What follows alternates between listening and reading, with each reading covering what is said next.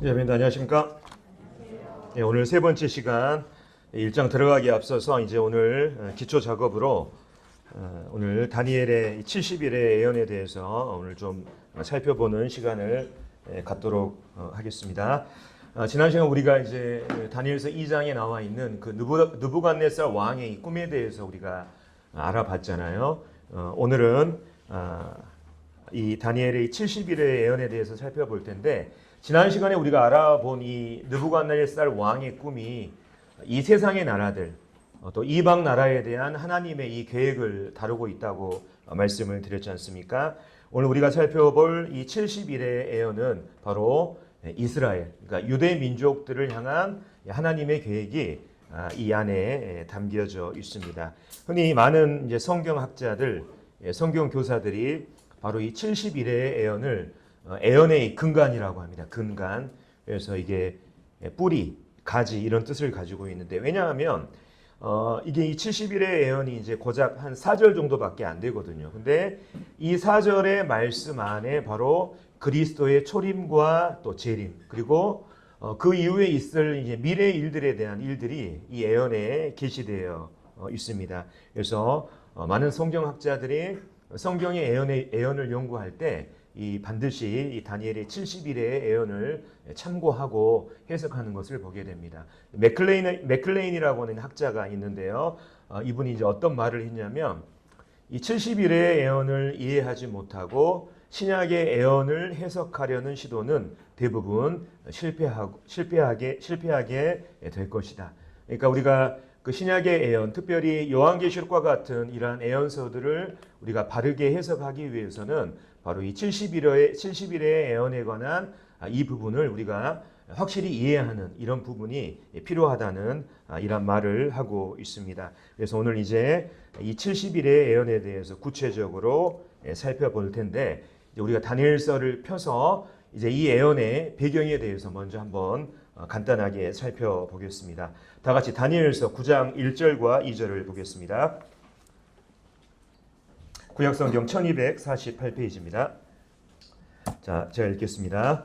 메대 족속 아하수에로의 아들 다리오가 갈대아 나라 왕으로 세움을 받던 첫 해에, 곧 그 통치 원년에, 나 다니엘이 책을 통해 여호와께서 말씀으로 선지자 에레미야에게 알려주신 그 연수를 깨달았나니, 곧 예루살렘의 황폐함이 70년 만에 그치리라 하신 것이니라.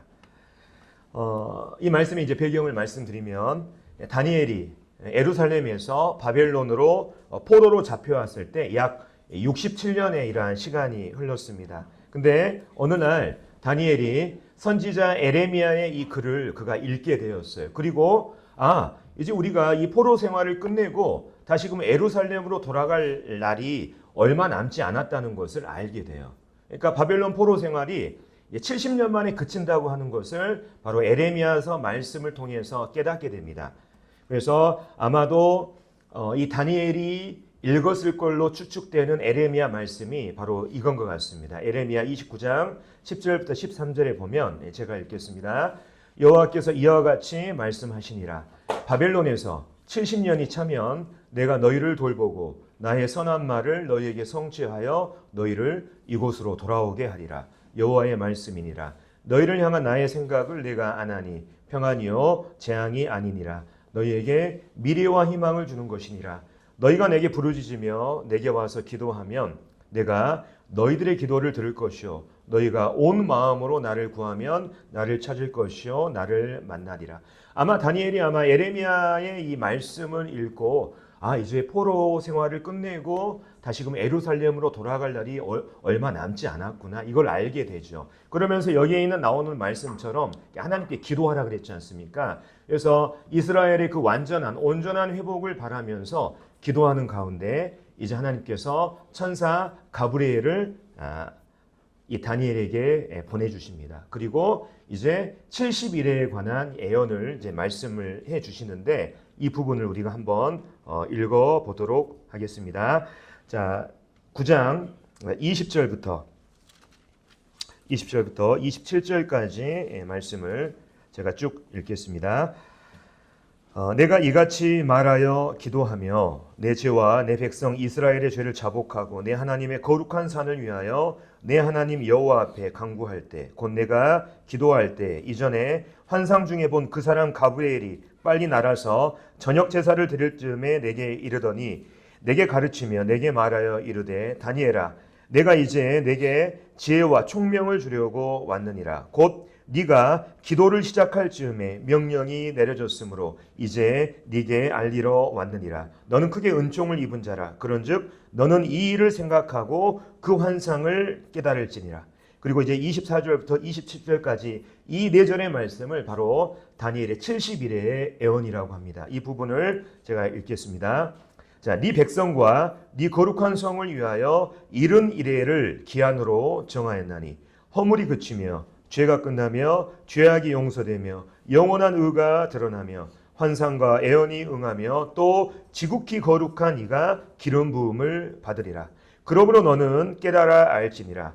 예루살렘을 중건하라는 영이 날 때부터 기름 부음을 받은 자 곧 왕이 일어나기까지 7이레와 62이레가 지날 것이요 그 곤란한 동안에 성이 중건되어 광장과 거리에 세워질 것이며 62이레 후에 기름 부음을 받은 자가 끊어져 없어질 것이며 장차 한 왕의 백성이 와서 그 성읍과 성소를 무너뜨리려니와 그의 마지막은 홍수에 휩쓸림 같을 것이며 또 끝까지 전쟁이 있으리니 황폐할 것이 작정되었느니라. 그가 장차 많은 사람들과 더불어 한 이래 동안에 언약을 굳게 맺고 그가 그 이래의 절반의 제사와 예물을 금지할 것이며 또 포악하여 가증한 것이 날개를 의지하여 설 것이며 또 이미 정한 종말까지 진노가 황폐하는 자에게 쏟아지리라 하였느니라 하니라. 그래서 이제 이 가브리엘이 다니엘에게 전해준 이 70일의 예언을 우리가 말씀을 통해서 살펴봤습니다. 자, 그렇다면 이 부분을 먼저 우리가 살펴보기에 앞서서 다니엘은요, 방금 이제 우리가 이 배경에 대해서 말씀드린 것처럼 에레미야 말씀을 읽으면서 우리 이스라엘의 이 회복이 이 포로 생활 70년이 차면 끝나고 이 70년이 끝나면 이스라엘의 온전한 회복이 이루어질 것이다. 이렇게 생각을 했습니다. 하지만 하나님께서 어떻습니까? 이 가브리엘을 통해서 뭘 보여주셨냐면 이스라엘의 진정한 회복은 네가 생각하는 포로 생활의 70년이 아니라 바로 70일회가 끝나야 이스라엘의 온전한 회복이 이루어진다는 것을 바로 이 말씀을 통해서 다니엘에게 알려주신 것입니다. 다니엘은 그 포로 생활 70년만을 생각했거든요. 근데 이스라엘을 향한 하나님의 계획은 뭡니까? 이스라엘을 온전히 회복시키고자 하는 하나님의 계획은 70일회가 필요하다는 거예요. 그래서 이 부분을 좀 더 구체적으로 살펴보겠습니다. 자, 우리가 처음에 나온 이 24절에 보면 이 70일의 애언에 전체적인 개요가 있습니다. 과연 이 70일의 애언이 누구에게 해당되는 애언인지, 특별히 70일회가 끝나면 어떤 일이 있게 될 것인지를 이렇게 잘 설명을 해주고 있어요. 전체적인 그림을 바로 다니엘 이 9장 24절이 보여주고 있는데요. 자, 여기 보면 이 애언이 70일의 애언이 무엇과 관련된 애언인가를 우리가 알 수가 있습니다. 여기 보면 네 백성과 네 거룩한 성을 위하여라는 이러한 말이 있지 않습니까? 그러면 이게 무엇과 관련된 애언이라는 거예요. 여기서 말하는 내 백성, 다니엘의 백성은 누구를 말합니까? 네, 맞아요. 이스라엘을 얘기하는 거예요. 내 거룩한 성, 다니엘 거룩한 성은 뭘 얘기하는 거예요? 뭐 어떤 성을 얘기합니까? 예루살렘 성을 얘기하는 거예요. 이 어떤 의미를 가지고 있냐면 이것은 바로 이스라엘과 예루살렘을 향한 애언이라는 거예요. 이 70일의 애언을 그러니까 어디에 적용해야 되는 거예요? 이스라엘에게 적용해야 되는 거예요. 이것을 교회에 적용하면 이게 맞겠습니까? 안 맞겠습니까? 맞지 않는 거예요. 많은 사람들이 오늘날 이 70일의 애언을 교회에 잘못 적용하는 이러한 경우가 있습니다. 하지만 분명히 이 말씀에 보면 누구를 위해서 하나님께서 70일회로 기한을 정했다고 그랬습니까? 바로 다니엘의 백성, 다니엘의 거룩한 성인, 바로 이스라엘과 관련해서 바로 이 애언의 말씀을 주셨다고 말하고 있습니다. 그래서 이 애언의 적용의 대상은 어디라고요? 이스라엘 백성. 뿐만 아니라 자, 이 하나님의 70일회가 끝나면 어떤 결과가 이루어질 것인가도 여기 잘 나와 있습니다. 자, 이것이 이스라엘과 관련된 예언이기 때문에 이 결과를 어디에 적용시켜야 되는 거예요? 교회에 적용시켜야 됩니까? 이스라엘에 적용시켜야 됩니까? 이스라엘에 적용시켜야 되는 거예요. 그래서 총 이 결과가 6가지가 나와 있습니다. 첫 번째, 자, 허물이 그치며 죄가 끝나며 죄악이 용서되며. 누구의 허물이 그치고 누구의 죄가 끝나고 누구의 죄악이 용서된다는 거예요. 이게 이스라엘과 관련돼 있으니까 뭡니까? 이스라엘의 허물이 그치고 이스라엘의 죄가 끝나고 이스라엘의 죄악이 용서되는 거예요. 70일회가 지나면. 무슨 말씀인지 이해되셨죠? 뿐만 아니라 자, 영원한 의가 드러나고 환상과 애언이 응하며 또 지극히 거룩한 이가 기름 부음을 받는다.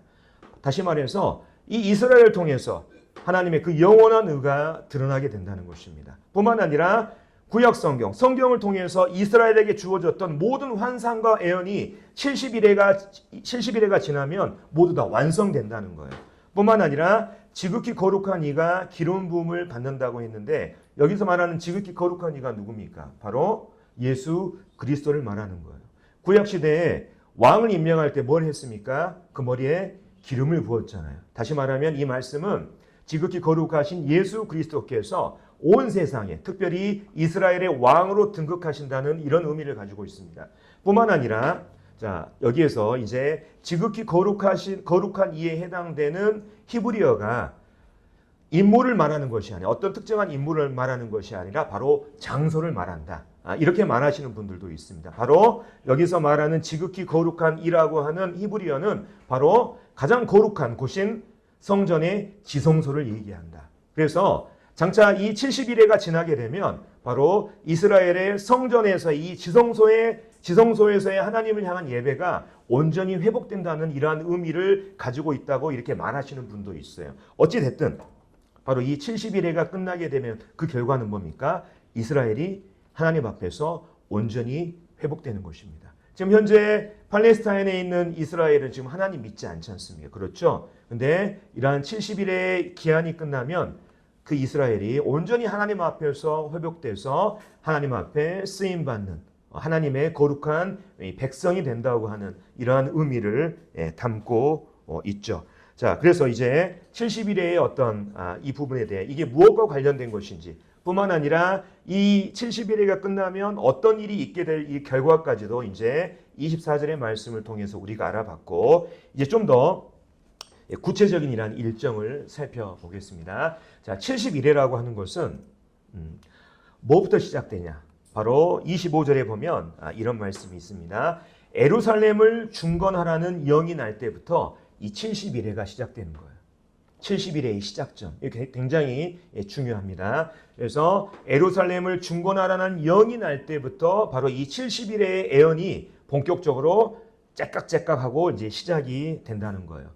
구약 성경을 살펴보면 예루살렘과 관련된 4가지 왕의 조서가 있습니다. 그걸 이제 살펴보면 첫 번째가 바로 이 고레스 칙령이라고 하는 거예요. 그래서 이 페르시아의 고레스 왕이 어떻습니까? 바벨론으로 포로로 잡혀왔던 사람들을 너희들 돌아가도 좋다. 뿐만 아니라 돌아가서 성전을 건축해도 좋다고 하는 이런 허가를 내리지 않습니까? 여기 나와 있는 것처럼 너희 중에 그의 백성된 자는 다 유다 예루살렘으로 올라가서 이스라엘 하나님 여호와의 성전을 건축해라. 이게 에스라 1장에 나와 있습니다. 바로 포로 귀환과 성전 중건에 관한 조서예요. 두 번째, 다리오 칙령이라는 게 있습니다. 다리오 왕이 이제 고레스가 이제 칙령을 내렸어요. 성전 공사를 하라고 칙령을 내려가지고 성전 공사를 하는데 에스라 말씀에 보면 어떤 일이 있습니까? 성전 공사를 방해하는 사람들이 있잖아요. 누굽니까? 사마리아 사람들이 그걸 방해하잖아요. 그래서 중단이 되는데 바로 이 다리오라고 하는 왕이 이 고레스가 칙령을 내린 줄을 이제 발견하고 이제 그 중단된 성전 공사를 재건해라 이런 칙령을 내립니다. 이게 바로 고레스 칙령이에요. 다리오 칙령이에요. 그래서 거기 나와 있는 것처럼 하나님의 성전 공사 막지 말고 이 성전 공사를 재개해라. 이러한 뜻의 다리오 칙령이 있습니다. 세 번째로 이제 아닥사스다 칙령이 있습니다. 자, 이것도 마찬가지로 이제 에스라 말씀에 나와 있는데 이 말씀은 이 칙령은 어떤 칙령이냐면 성전을 우리가 재건하는데 건물만 있으면 안 되잖아요. 성전 안에 뭐가 있어야 됩니까? 하나님을 섬길 수 있는 기구가 필요하잖아요. 그 기구들을 적극적으로 지원해줘라. 이 칙령이 바로 아닥사스다 칙령입니다. 뿐만 아니라 이제 나중에 맨 마지막에 느헤미야 말씀에 보면 느헤미야가 어떻습니까? 술 맡은 관원으로 있다가 왕에게 가서 어떻습니까? 내가 내 고향으로 돌아가서 예루살렘 성이 정말 불타고 회파됐는데 이 성을 내가 중건할 수 있도록 왕이여 저를 도와주십시오. 그러면서 이제 아닥사스다 왕이 그래 그럼 돌아가서 그 성을 건축해도 좋다. 이런 칙령을 내리지 않습니까? 이게 바로 아닥사스다가 내린 두 번째 칙령입니다. 바로 예루살렘 성을 중건하라고 하는 조서예요. 그렇다면 이 네 가지 예루살렘과 관련된 칙령 중에서 자, 70일에가 시작되는 예루살렘을 중건하라고 하는 이 영구와 관련된 칙령은 어떤 칙령이겠습니까? 몇 번째 칙령이에요? 바로 몇 번째요? 예? 바로 네 번째죠. 예루살렘 성을 중건하라고 그랬잖아요. 앞에 있는 세 가지 조서는 뭐하고 관련되어 있어요? 성전 공사하고 관련되어 있는 거예요. 하지만 마지막 칙령은 뭡니까? 예루살렘 성을 건축하라고 하는 이 중건령과 관련된 칙령인 것을 보게 됩니다. 그래서 바로 이 70일의 시작점이 되는 바로 이 기점이 예루살렘을 중건하라는 이 영이 바로 이 아닥사스다의 이 칙령입니다. 그렇다면 이 아닥사스다의 왕의 이 칙령이 언제 내려졌냐? 느헤미야 2장에 보면 이런 말씀이 있습니다. 자, 그래서 역사적으로 일단 이 아닥사스다 왕을 세계사에서는 어떤 왕으로 이렇게 얘기를 하냐면 아르타크세르크세스 1세라 그래요. 그래서 우리가 영화 300에 보면 그 그리스하고 전쟁하는 크세르크세스 있지 않습니까? 그 크세르크세스 1세의 아들이 바로 이 아닥사스다 왕, 아르타크세르크세스입니다. 세계사에서 보면 이 사람이 언제 즉위를 했다고 했습니까? 여기 나와 있는 것처럼 기원전 465년, BC 465년에 이렇게 즉위를 했다고 나와 있습니다. 근데 느헤미야 말씀에 보면 이 아닥사스다 왕의 조서가 언제 내려져 있는지 정확히 나와 있어요. 바로 2장 1절에 보면 아닥사스다 왕 제 몇 년에요? 20년 니산월에. 그러니까 아닥사스다 왕 제2 20년이 지난 후에 바로 이 아닥사스다 왕의 칙령이 내려졌다고 성경은 말하고 있습니다. 그래서 이것을 계산하면 어떻습니까? 아닥사스 왕의 이 칙령이 내려진 때가 언제예요? 바로 기원전 465년에서 약 20년이 지난 주전 444년 아니면 445년이 되는 거예요. 근데 많은 학자들이 바로 주전 444년에 이 칙령이 내려졌다고 말하고 있습니다. 지금 이해되시죠? 그래서 이 70일에가 시작되는 이 기산점, 아닥사스다 왕이 칙령이 내려진 때가 바로 주전 444년, 예수님 오시기 전 BC 444년이 되는 것입니다. 자, 그래서 이 기산점에 대해서 이제 말씀을 드렸고, 자, 이제 두 번째, 우리가 또 알아야 될 게 뭐냐면 이래라고 하는 거예요. 단순히 우리가 그냥 이래라고 하면 어떻게 생각하세요? 이래는 며칠을 얘기하나요? 7일을 얘기하잖아요. 근데 성경에서 말하는 이 이래는요, 좀 우리가 말하는 거 좀 다릅니다. 자, 이래라고 하는 말, 우리는 이제 우리말 성경에는 이래라고 하는 7일을 의미하는 단어가 사용됐는데 여기에 사용된 히브리어는 샤부아라고 하는 단어가 쓰였어요. 이것은 7일을 의미하는 것이 아닙니다. 7 또는 7과 관련된 기간을 말하는 거예요. 이것을 7일로 확정해버리면 그것은 어찌 보면 해석에서 번역에서 잘못된 번역이라고 할 수가 있는 것입니다. 샤바라고 하는 이 단어는 7 또는 7과 관련된 기간이에요. 그래서 이것은 7일이 될 수 있고 7개월이 될 수 있고 7년이 될 수 있는 거예요. 무슨 말씀인지 이해되셨죠? 그래서 만약에 70일이라고 한다면 70 곱하기 7이지 않습니까? 그래서 7일이 된다고 하면 70일에는 기간이 얼마 되는 거예요, 날짜가. 70 곱하기 7일 하면 490일. 70 곱하기 7개월 하면 490개월. 70 곱하기 7년 하면 490년이 되는 것입니다. 근데 여기서 말하는 이 샤브아는 바로 7년을 말하고 있습니다. 그 이유를 이제 근거를 말씀을 드리겠습니다. 왜 이 이래를 7년으로 계산해야 되냐? 첫 번째, 창세기 말씀에 보면 이 샤브아가 7년을 말하는 뜻으로 사용된 적이 있습니다. 야곱과 관련된 경우인데요. 이를 위하여 이 7일, 정확한 번역은 그냥 샤고예요. 7과 관련된 기간을 채워라. 우리가 그도 내게 주리니 네가 또 나를 7년 동안 섬길지니라.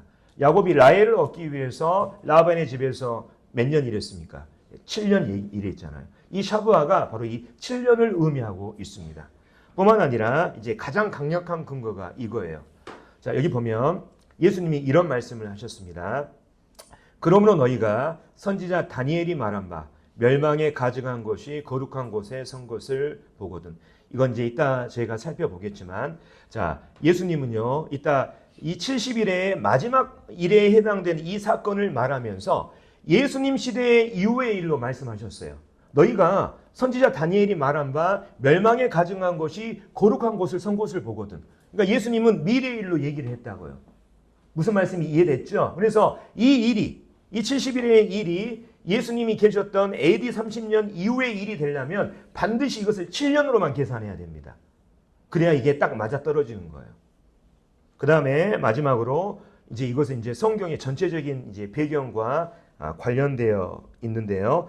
자, 여기 보면 이스라엘이 왜 이 바벨론의 포로 생활을 한 그 이유에 대해서 역대하 말씀은 이렇게 얘기하고 있습니다. 단지 이제 이스라엘이 하나님께 불순종했기 때문에 포로 생활한 이 부분뿐만 아니라 바로 하나님께서 명하신 땅의 안식년을 지키지 않았기 때문에 무려 이스라엘이 490년간의 안식이 7년마다 한 번씩 되는 이 안식년을 지켜야 되는데 무려 490년에 해당되는 안식년을 지키지 않았기 때문에 여기에 해당되는 70년을 너희가 포로 생활로 바벨론에 있어야 된다. 이런 말씀을 하시거든요. 그러니까 이게 이 다니엘이 포로 생활 가운데 70년의 이 포로 생활 가운데 주어진 것이지 않습니까? 그래서 이런 전체적인 배경을 생각했을 때 490년과 이 조화를 이루기 위해서는 바로 이 7년으로 해석하는 것이 맞죠. 뿐만 아니라 우리가 지난 시간에 이제 다니엘서에 보면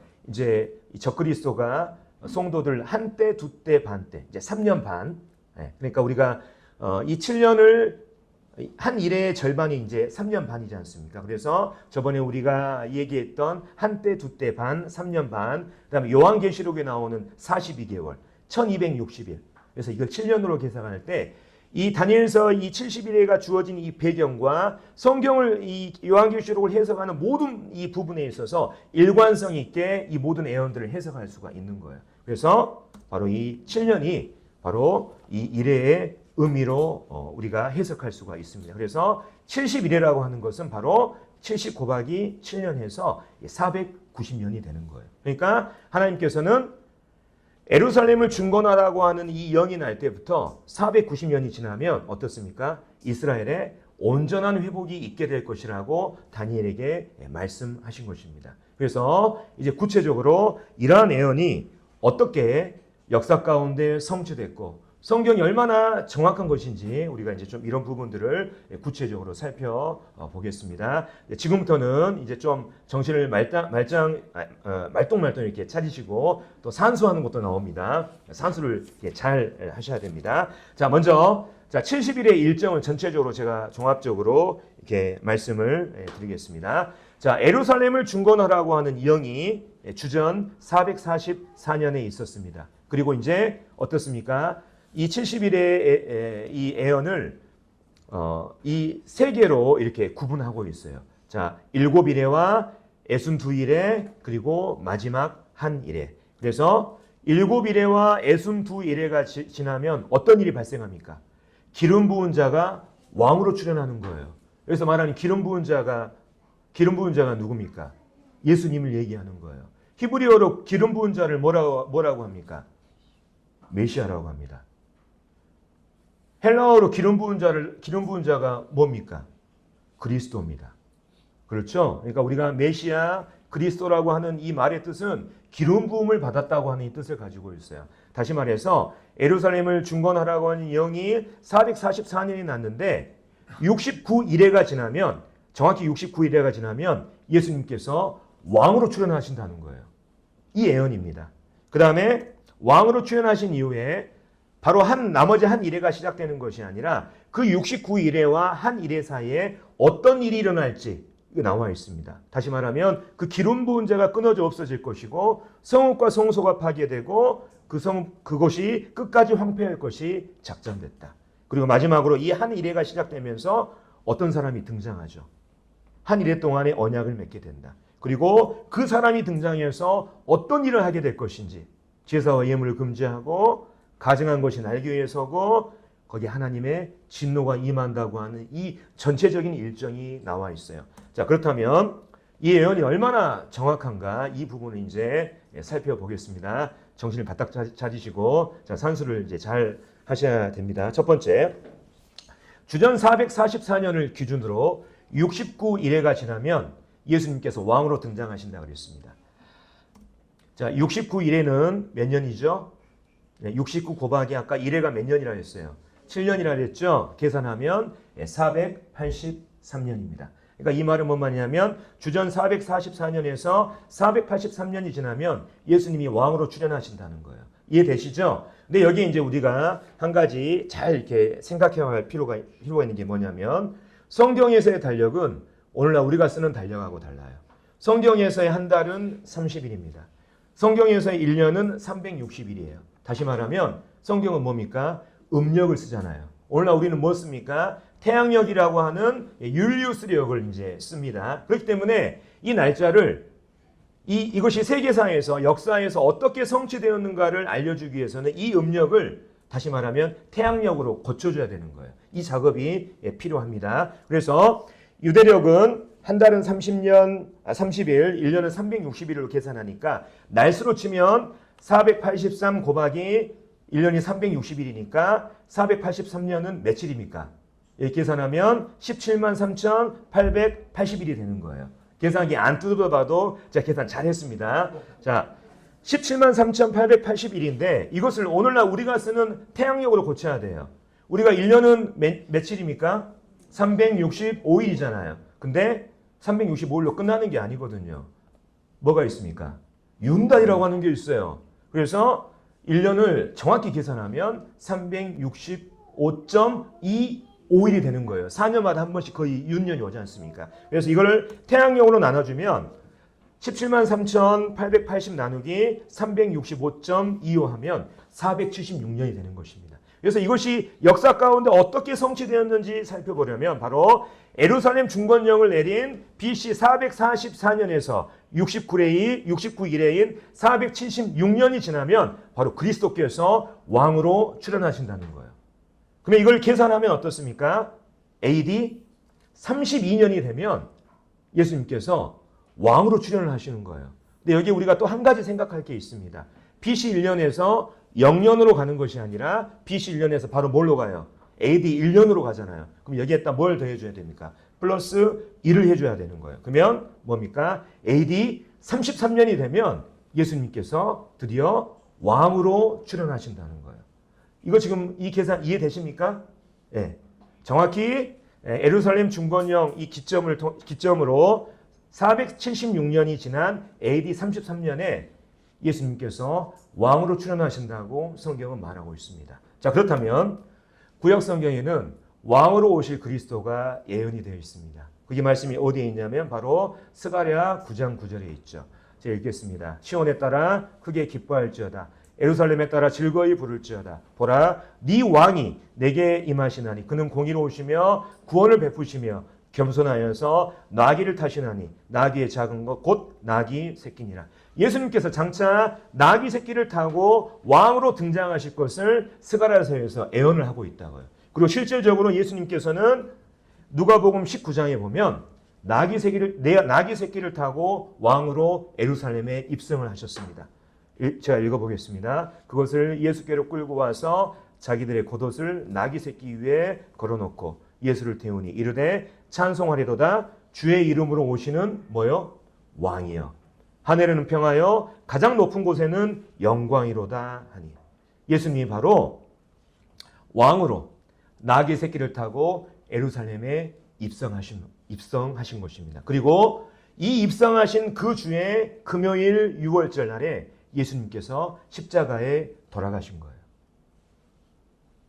지금 이 그림이 이해가 되시죠? 그래서 예수님께서 바로 구약의 예언의 말씀을 따라 나귀 새끼를 타고 이스라엘의 왕으로 예루살렘에 입성하시고 그 주 금요일 6월절 날에 예수님께서 십자가에 돌아가신 것입니다. 그렇다면 자, 아까 이제 왕으로 오실 때가 언제라 그랬죠? AD 33년이라 그랬잖아요. 이게 정말 맞는지 우리가 한번 살펴볼 필요가 있습니다. 자, 우리가 이것을 알기 위해서 뭐가 필요하냐면 예수님이 언제 돌아가셨냐? 이것을 우리가 연구할 필요가 있습니다. 왜냐하면 예수님이 돌아가신 그 주 엿새 전에 예수님께서 왕으로 오셨거든요. 그래서 이것만 알면 우리가 이것을 풀 수가 있지 않습니까? 자, 우리가 이제 이것을 예수님이 언제 돌아가셨느냐 이것을 알기 위해서 뭐 이제 예수님이 돌아가신 날짜가 성경에 정확히 나와 있지 않기 때문에 여기에 대해서 많은 의견이 있습니다. 하지만 우리가 이걸 이제 좀 살펴보면 좋겠어요. 예수님께서 이 땅에서 이제 공생애를 시작하지 않습니까? 이 공생애를 시작하시는 이 기점이 언제냐면 바로 이 세례 요한으로부터 이 침례를 받고 나서부터 본격적으로 예수님께서 이 공생애를 시작하시죠. 그러면서 이 공생애 침례를 받으시면서 바로 성령이 예수님과 함께 하시면서 비로소 예수님께서 이 공생애의 사역을 시작하시는데요. 자, 세례 요한이 사람들에게 침례를 베풀고 또 예수님께서 이 세례 요한에게 침례를 받는 장면이 누가복음 3장에 기록되어 있습니다. 그때가 언제인가를 역사적으로 우리가 살펴볼 수 있는데 바로 여기 나와 있는 것처럼 디베rio 로마의 티베리우스 황제를 말하는 거예요. 티베리우스 황제가 통치한 지 몇 해요? 15해가 지날 때 바로 이 침례 요한이 사람들에게 침례를 주는 이런 사역을 시작했고 예수님께서도 바로 이 침례 요한에게 침례를 받으심으로 본격적으로 예수님의 공생애가 시작된 것입니다.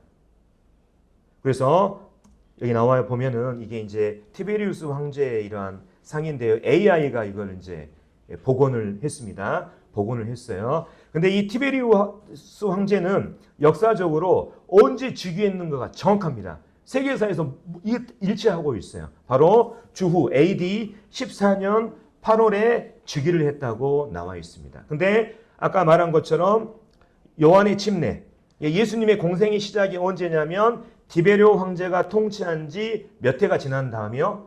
15해가 지난 다음. 그러니까 여기 주후 14년에 뭘 대하면 되죠? 15를 더하면 되죠. 그러면 통치 15년째 되는 해라면 아마도 AD 28년 8월부터 29년 9월 사이죠. 그렇지 않습니까? 근데 아마도 AD 29년이 유력한 것입니다. 역사적으로. 이때부터 예수님이 공생애를 시작하신 거예요. 그리고 나서 예수님이 공생애를 시작하면서 몇 번의 유월절을 거치셨나요? 요한복음에 보면 4번의 유월절을 거쳤습니다. 그래서 첫 번째 유월절이 바로 요한복음 2장에 나와 있는 AD 30년 니산월 14일에 있었던 이 유월절입니다. 두 번째 유월절이 AD 31년 요한복음 5장에 나와 있는 이 두 번째 유월절.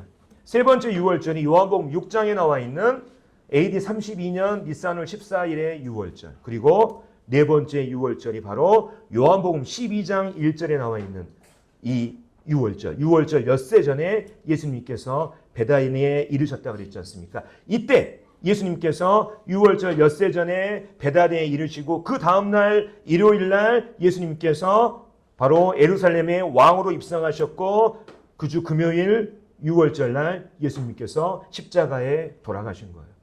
역사적으로 보면 예수님께서 언제 돌아가셨다고요? AD 33년 니산월 14일날 돌아가신 거예요. 그러면 예수님이 왕으로 입성하신 것이 예수님이 돌아가시기 닷새 전이니까 예수님은 언제 예루살렘의 왕으로 입성하셨습니까? 바로 AD 33년에 입성하신 거예요. 무슨 말씀인지 이해되셨죠? 그래서 구약 성경에서 바로 이 다니엘의 70일에 예루살렘을 중건하라고 하는 예언이 날 때부터 69일에 470년이 지난 AD 33년에 예수님께서 왕으로 출현하신다고 하는 그 예언이 바로 역사 가운데 정확히 성취가 된 것이죠. 그래서 이 앞에 보면 예수의 마지막 일주일이라고 하는 이 책을 쓴 안드레아스 퀘스텐버그라고 하는 사람이 있습니다. 이 사람이 어떻게 말하냐면 날짜까지 정확히 계산을 해가지고 예수님께서는 AD 33년 3월 29일 일요일에 예루살렘에 왕으로 입성하시고 그 주간인 4월 3일 금요일 유월절 날 십자가에 돌아가셨다. 네. 그래서 예수님은 정확히 그 성경의 예언대로 예루살렘의 왕으로 출현하셨고 그 주 금요일 날 십자가에 돌아가신 것입니다. 자, 특별히 이제 우리가 살펴보면 아까 우리가 말한 그 69일회가 지나면 그리스도께서 왕으로 출현하신다고 하는 그 예언이 우리가 역사 가운데 정확히 성취된 것을 우리가 보면 정말로 하나님은 살아계시고 우리가 읽고 있는 이 성경이 얼마나 정확하고 무오한 것인가를 우리가 다시금 알게 됩니다. 그래서 하나님께서는 그분의 주권적인 계획에 따라서 모든 것들을 이루어 가시는 이러한 분이라는 것을 우리가 다시금 알게 됩니다. 그래서 이 70일의 예언이 예수님께서 왕으로 입성하기 전에 몇 년 전에 주어진 겁니까? 600년 전에 주어진 거예요. 이미 600년 전에 예수님께서 왕으로 출현하실 것을 예언을 하시고 예수님은 거기에 따라서 왕으로 오시고 십자가에 돌아가신 것입니다. 자, 그 다음에 이제 우리가 이제 이 기름 부은 자가 왕으로 출현한다고 하는 이 예언이 이제 정확히 성취된 것을 살펴봤고, 그렇다면 이제 69일의 다음에 몇 일회가 나와야 돼요? 한 일회가 바로 나와야 되잖아요. 근데 성경은 뭘 얘기하냐면 69일회가 지나고 한 일회가 시작되기 전에 그 사이에 일어날 일에 대해서 지금 말하고 있습니다. 여기 보면 62일의 후에 기름 부음을 받은 자가 끊어져 없어질 것이며 장차 한 왕의 백성이 와서 그 성읍과 성소를 무너뜨리려니와 그것의 마지막은 홍수에 휩쓸림 같을 것이며 또 끝까지 전쟁이 있으리니 황폐할 것이 작정되었느니라. 마지막 한 일회가 시작되기 전에 69일회가 일 다음에 벌어질 일에 대해서도 지금 말하고 있습니다. 그건 뭡니까? 바로 첫 번째, 기름 부은 자가 끊어진다는 거예요. 이건 뭘 얘기합니까? 예수님께서 왕으로 입성하셨다가 십자가에 돌아가신다는 것을 말하고 있습니다. 뿐만 아니라 장차 한 왕의 백성이 와서 어떻습니까? 성읍과 성소를 파괴한다 그랬잖아요. 이건 뭘 얘기하냐면 바로 AD 70년에 있었던 예루살렘의 멸망에 관한 예언이 바로 이 말씀인 거예요. 로마의 티투스 장군이 와가지고 이 예루살렘을 완전히 황폐화시켜 버립니다. 특별히 여기 보면 그것의 마지막은 홍수의 휘슬림 같을 것이며 이 말씀이 있잖아요. 여러분들 홍수가 한번 지나가면 남는 거 있습니까? 없습니까? 없어요. 완전히 폐허를 만들어 버리는 거예요. 근데 우리가 역사에서 보면 이제 도널드 캠벨이라고 하는 사람이 어떻게 이 말씀이 이루어졌는지 이게 역사적으로 이제 증언을 하고 있는데 이렇게 말하고 있습니다. 자, AD 70년에 아까 이제 티투스 장군이 와서 이제 성소를 파괴했다고 말했지 않습니까? 거기에 관련된 티투스 베스파시아누스가 4개의 로마 군단을 이끌고 와서 예루살렘을 포위하여 그 도시를 무너뜨렸다. 흥미로운 것은 티투스 장군은 그의 병사들에게 성전은 온전히 남겨두라고 했다는 사실이다. 하지만 명령을 받은 한 로마 병사가 충동적으로 자신이 들고 있던 횃불을 성전 입구에 던졌는데 거기에 길게 드리워져 있던 휘장에 그만 불이 붙고 말았다. 건물은 곧 화염에 불타올랐고 건물 전체를 둘러싸고 있던 도금 장식이 그 열기에 녹아 돌로 된 바닥 틈새로 스며들어갔다. 내부 열기가 식자 탐욕에 사로잡힌 병사들은 금을 찾기 위해 말 그대로 바닥을 뒤집어 놓았다. 돌 하나에 돌 위에 남지 않고 다 무너뜨려지리라. 예수님께서 성전을 보면서 이렇게 예언하셨지 않습니까? 그 말씀하신 그리스도의 예언이 잔인하게 성취되는 순간이었다. 그러니까 그리스도의 죽음뿐만 아니라 바로 69일회가 지난 다음에 바로 예루살렘이 멸망할 것이라는 완전히 황폐화될 것이라고 하는 이것도 정확히 성취가 된 거죠. 뿐만 아니라 마지막으로 또 끝까지 전쟁이 있으리니 황폐할 것이 작정되었느니라. 바로 예루살렘을 지금 말하고 있는 거예요. 그래서 AD 70년 예루살렘의 멸망 이후에 나중에 어떤 일이 또 일어나냐면 그 바르코크바 전쟁이라는 게 있습니다. 이 사람이 또 AD 한 140년경에 이 로마에 대항해서 반란을 일으키거든요. 그러면서 또 황제가 와가지고 예루살렘을 휩쓸어 버립니다. 그리고 어떻습니까? 지금까지 예루살렘은 어떻습니까? 분쟁 지역으로 남아있잖아요. 계속해서 여기를 둘러싼 전쟁이 끊이지 않고 그 다음에 뿐만 아니라 우리가 스가랴서 14장에 보면 장차 마지막 시대가 되면 바로 이 예루살렘을 둘러싼 큰 전쟁이 있을 것이라고 스가랴서 14장이 예언을 하고 있어요. 나중에 시간이 되시면 14장 1절, 2절, 3절에 나와 있으니까 나중에 이제 그 부분은 한번 시간이 되시면 찾아보시면 좋겠습니다. 자, 그래서 우리가 살펴본 것처럼 자, 69일회가 지나면 7일회와 62일회 69일회가 지나면 바로 한 일회로 나머지 한 일회로 이어지는 것이 아니라 어떻습니까? 하나의 간격이 있잖아요. 그 간격 사이에 어떤 일이 이루어질 것인가 성경이 이 다니엘이 70일의 예언이 우리에게 잘 말해주고 있는데 우리 현재 어디에 살고 있습니까? 바로 이 교회 시대. 다시 말하면 마지막 한 일회가 시작되기 전에 바로 이 교회 시대라고 하는 이 간격에 살고 있는 거예요.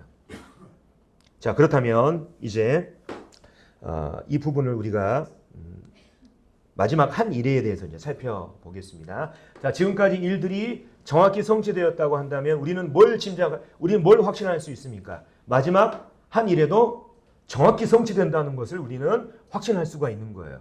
자, 이 부분을 이제 좀 구체적으로 살펴보겠습니다.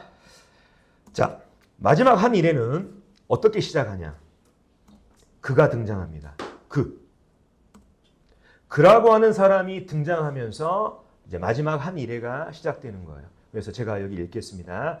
이제 70일의 마지막 구절인데 그가 장차 많은 사람들과 더불어 한 일회 동안의 언약을 굳게 맺고 그가 그 일회의 절반에 제사와 예물을 금지할 것이며 또 포악하여 가증한 것이 날개를 의지하여 설 것이며 또 이미 정한 종말까지 진노가 황폐하게 하는 자에게 쏟아지리라 하였느니라 하니라.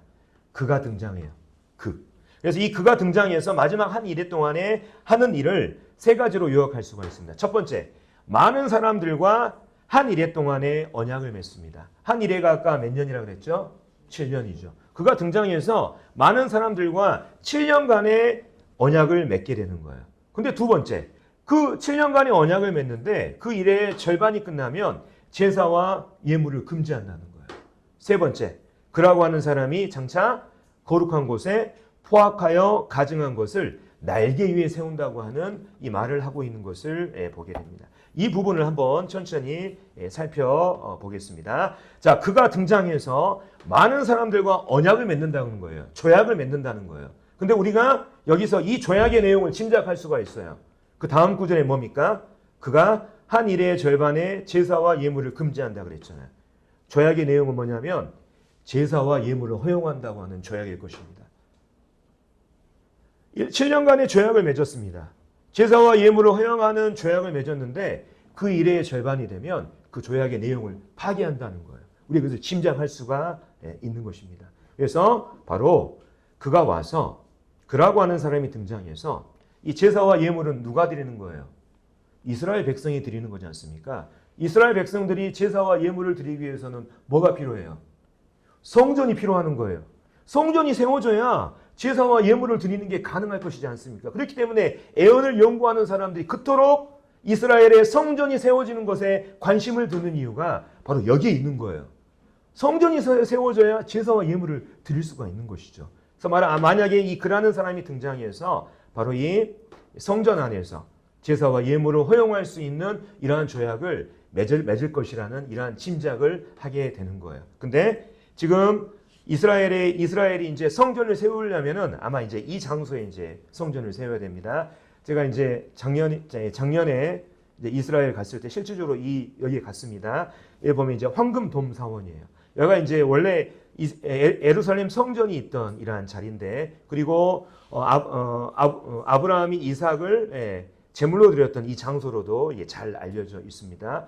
근데 여기에 성전을 세우고자 하는데 지금 여기 이 구역은 어떤 구역이냐면 이슬람이 관할하는 구역이에요. 그래서 제가 여기 황금돔 사원을 들어갔을 때 여기 이제 저는 이제 이렇게 제재를 안 받았는데 그 아가씨들이 있지 않습니까?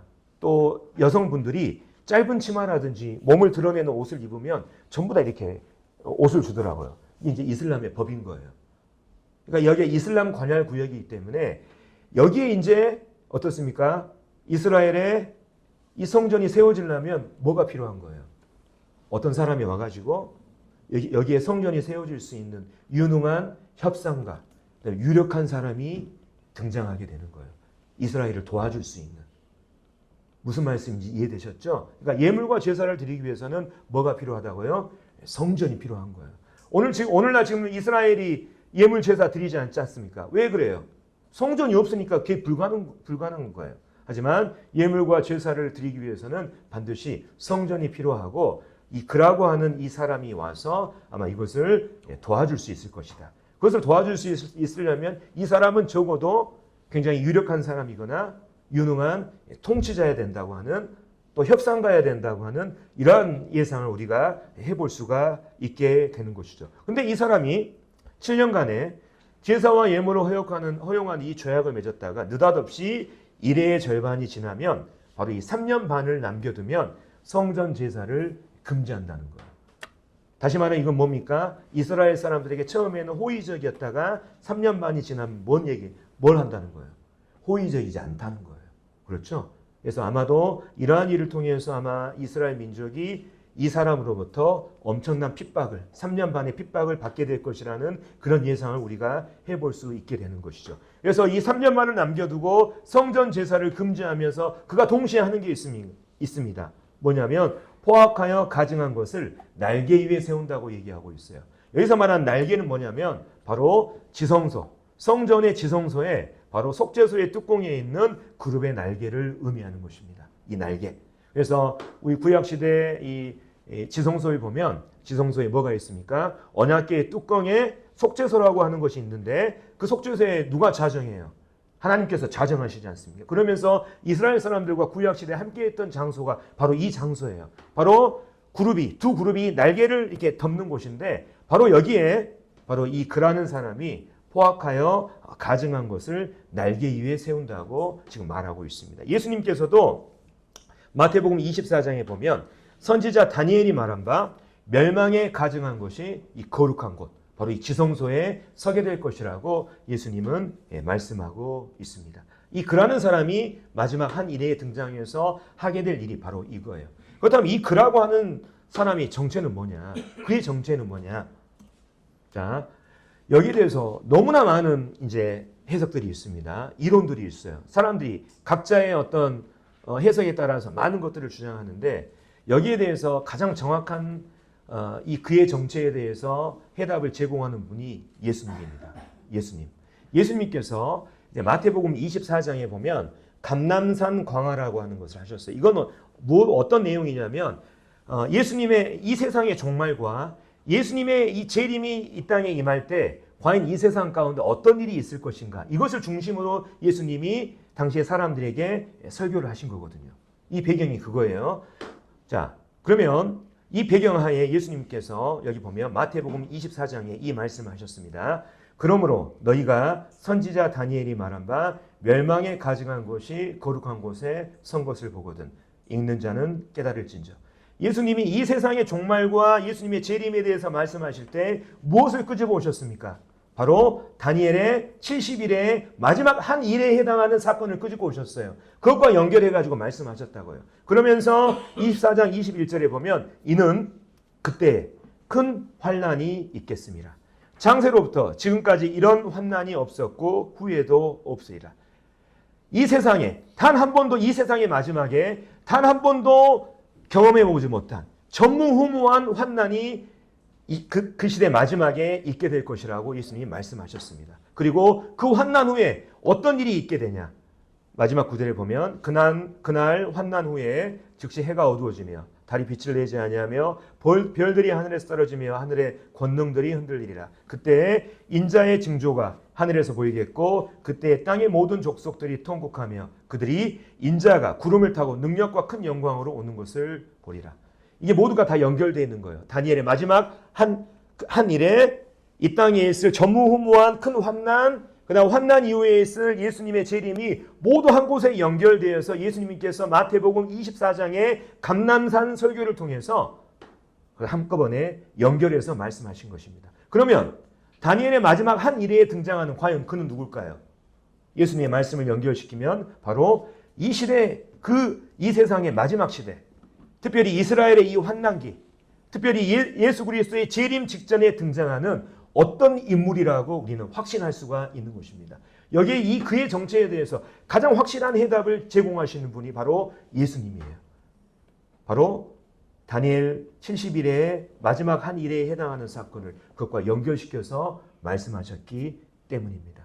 가장 확실한 근거가 바로 그 예수님의 말씀에 있는 것입니다. 그래서 이 사람이 바로 우리가 지난 시간에 살펴본 적그리스도라고 하는 거예요. 그래서 우리가 지난 시간에 장차 우리가 그 다니엘서 2장과 7장을 통해서 우리가 살펴봤습니다.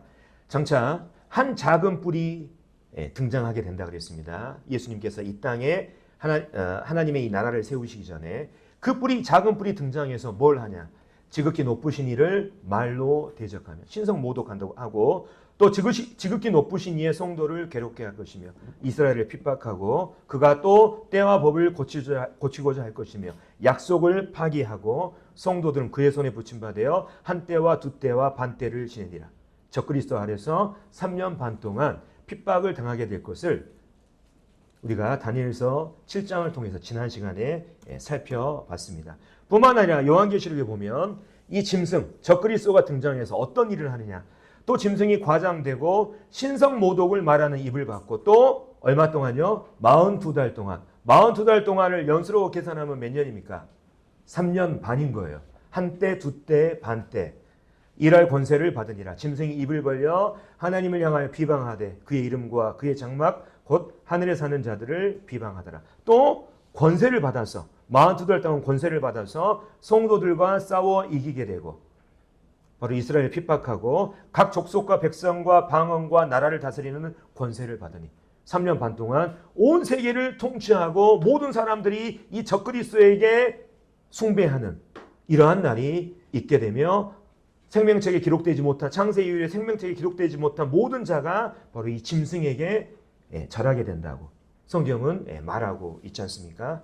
그리고 데살로니가서 2장에도 누가 어떻게 해도 미혹되지 말라. 먼저 배교하는 일이 있고 저 불법의 사람 곧 멸망의 아들이 나타나기 전에는 그날이 이르기 아니하리니 그는 대적하는 자라. 신이라고 불리는 모든 것과 숭배함을 받는 것에 대항하여 그 위에 자기를 높이고 하나님의 성전에 앉아 자기를 하나님이라고 내세우느니라. 그러니까 하나님의 그 성전에 이 지성소에 앉게 될 것입니다. 그는 그를 의미하는 우상을 바로 지성소의 이 날개 위에 세우게 될 것입니다. 마지막 한 일에 그것도 마지막 3년 반을 남겨두고 아마 이러한 일이 있게 될 것이라고 성경은 말하고 있죠. 하지만 어떻습니까? 성경은 뭐라고 얘기합니까? 예수님께서 여기 나와 있는 것처럼 그 입의 기운으로 그를 죽이시고 강림하여 나타나심으로 폐하신다고 말씀하고 있습니다. 우리가 저번에 아는 것처럼 바로 예수님께서 재림하시죠. 아까 마태복음 24장에 본 것처럼 환난 후에 누가 오신다고요? 예수님이 이 땅에 재림하신다고 그랬잖아요. 그 재림이 영적인 재림입니까? 아니면 상징적인 재림입니까? 예수님이 실제로 오시는 거예요.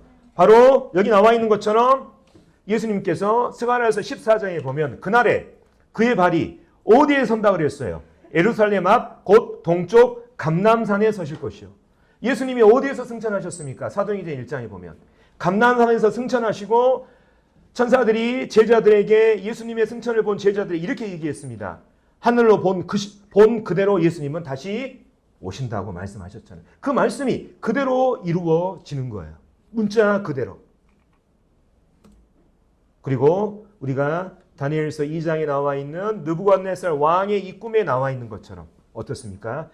한 돌이 날아와서 그 신상에 발을 부셔서 온 세상에 돌이 가득한 이것을 우리가 저번 시간에 우리가 살펴봤지 않습니까? 바로 예수님께서 이 땅에 재림하셔서 하나님을 대적하는 이 불신 나라와 또 이 적그리스도를 심판하시고 하나님의 영원한 의와 평화가 있는 그분께서 통치하시는 그 나라를 실질적으로 이 땅에 세우실 거라고 또 이스라엘이 온전히 그 환난 기간에 회복돼서 이스라엘을 중심으로 온 세상을 통치하시는 그 나라를 예수님께서 세우신다고 말씀하셨습니다. 이 나라가 어디예요? 바로 천년 왕국인 거예요. 천년 왕국은 어떤 사람이 말하는 것처럼 영적인 게 아닙니다.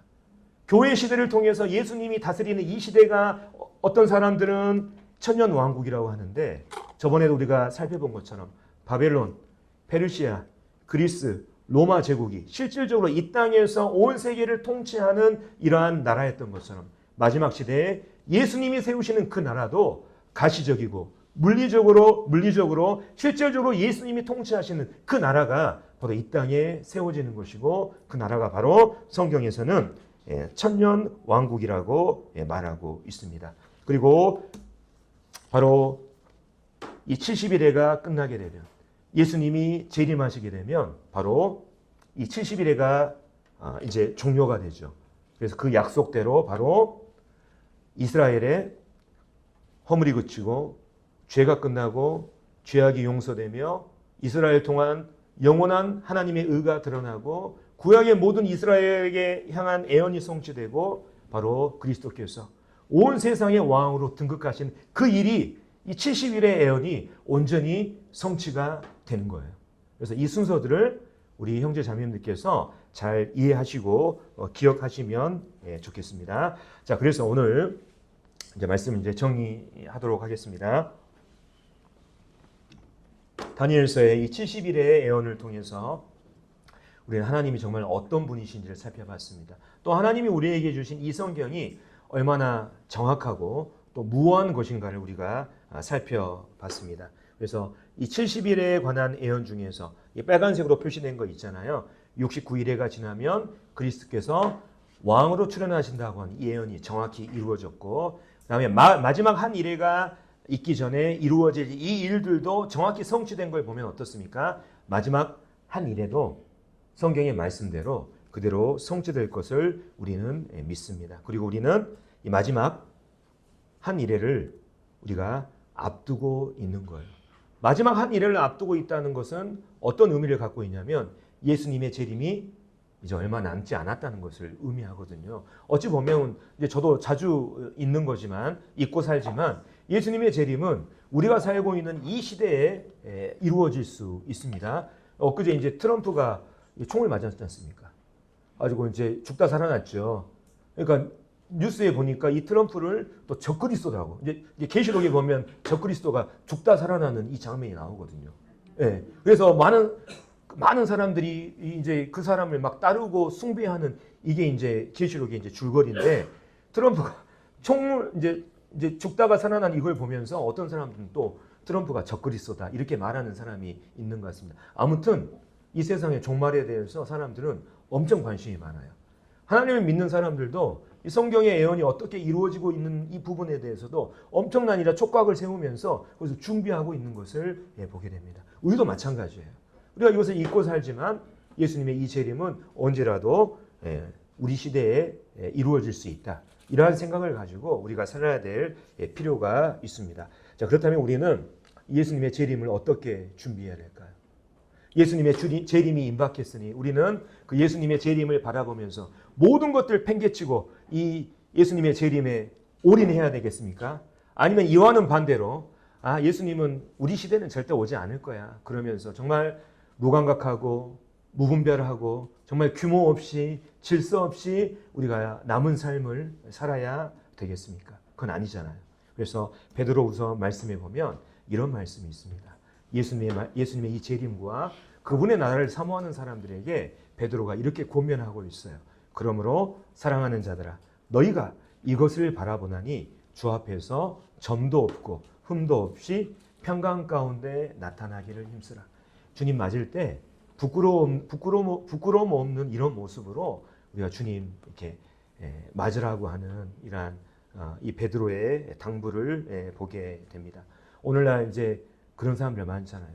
예수님이 오늘날 재림하니까 모든 거 다 팔아가지고 막 광신도처럼 이렇게 사는 사람들이 있고 또 우리 주변에 어떤 사람들은 아예 그런 거는 이제 하나님 믿는다고 하면서 아예 이렇게 막 상관없이 막 이게 규모 없이 사는 사람들이 있는데요. 우리들의 삶은 어떤 삶이냐면 이 가운데 정말 주님의 재림을 바라보면서 정말 가정을 충실하게 지키고 그 다음으로 직장 생활에서도 정말 최선을 다해서 정말 직장 생활 이렇게 해야 되고 뿐만 아니라 이 세상 가운데 집착하지 않고 정말 하나님 앞에서 맑고 건전한 이러한 정신을 가지고 깨어있는 이러한 자세로 주님의 이 재림을 바라보는 이러한 삶이 우리에게 필요할 줄로 생각이 됩니다. 그래서 우리가 정말 그러한 마음과 태도와 정신으로 주님 만날 날을 사모했으면 좋겠습니다.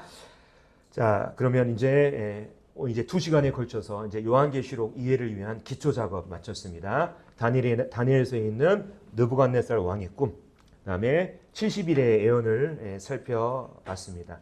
요약해서 이제 정리해서 말씀드리면, 성경은요 이 세상 마지막에 예수님께서 말씀하신 전무후무한 그 환난이 이 땅에 임할 것이라고 말씀하셨습니다. 분명히. 그리고 그 환난 때 이 세상에 누가 등장하냐면 한 통치자 적그리스도가 등장해서 온 세상을 지배하고 특별히 이스라엘을 이렇게 핍박하게 된다고 성경은 말하고 있어요. 하지만 그 가운데서 그리스도께서 이 땅에 재림하셔서 그 모든 것들을 심판하시고 이 땅에 하나님의 의가 있는 그 한 나라를 세우신다고 성경은 말하고 있습니다. 그 나라를 천년 왕국이라 부릅니다. 성경의 주제는 바로 하나님의 나라인 거예요. 장차 하나님께서 나라를 세우신다. 그분이 통치하시는 나라. 그래서 그분이 통치하시는 나라를 위해서 그 나라의 백성, 구원이 필요한 거예요.